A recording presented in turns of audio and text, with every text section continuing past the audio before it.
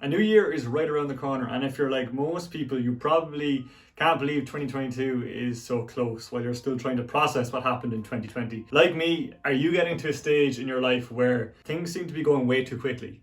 If so, I suggest you keep watching this video as we learn the key to slowing life down. For those of you that don't know me, my name is Darragh, and this channel is about looking at ways young people can live happier, richer, and more productive lives. So if you want to join in on the conversation, do yourself a favor, subscribe to my channel below, and don't miss out on any of the content that we post up on this channel.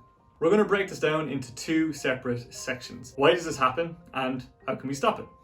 The key to slowing life down lies in your childhood, believe it or believe it not. Now, this will mainly apply to those of you who are maybe in your 20s, but even if you're not, bear with me. The years spanning from when you were 10 years old to 20 years old may seem like they happen much slower than those that are happening right now in your 20s or in your 30s. Why is this? Well, it's because the introduction of new experience in your teens allow you to develop, experience, and learn more than ever.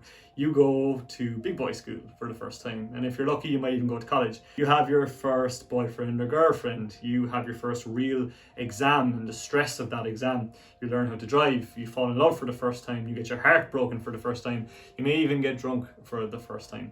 The key here is that you are experiencing everything for the first time. Our brain is forced to spend more time analyzing this effort and all this new information. And the older we get, the less we tend to experience new things. We fall into repetition. It turns out that repetition is actually the main culprit for what makes life move too fast. When we establish a routine, we strengthen these neural synapses by repeating the same actions consistently. After a while, our brain tends to go on autopilot, guided by muscle memory and the entropy of time. While routines are necessary for building good habits, we have atomic habits, you can see it right here. They don't really engage the brain too much. Without new experiences, challenges, or encounters, our brain doesn't really reinforce these new neural pathways or get busy storing fresh and new memories. And poof, the time starts to vanish. The key to slowing things down is trying new things and experimenting. Let's be clear here, it's not about dumping your current routine. Rather, it's about thinking outside the box and trying new things around the lifestyle that you have. To accomplish this, begin implementing experimentation as a new habit by looking how you can add new, unique experiences into your routine. Experimenting sounds like an awful lot of work, but it isn't as dramatic as you think. It can be as simple as trying to add ice cream instead of yogurt into your morning smoothie, trying a new running route, or subscribing to my YouTube channel. Whatever floats your boat. Start off by running these daily experiments that will allow you to question your own status quo, discover new things you might like, and of course, slow down time.